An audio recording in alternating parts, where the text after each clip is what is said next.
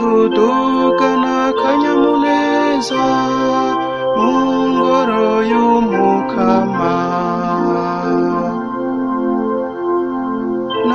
Naranezerewe aho bambwira bati ingo tugende mu ngoro y'umukama.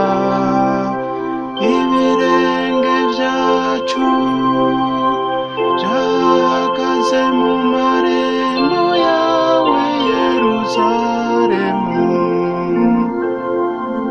Ingo tudugana akanyamuneza mu ngoro y'umukama.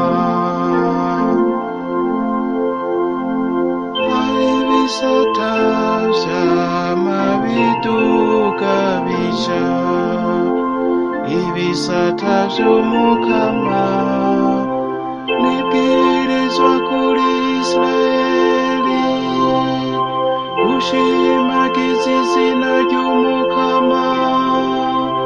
Nkako niho nashinze intebe bashingirako ingingo, intebe z'umuryango wa Dawudi.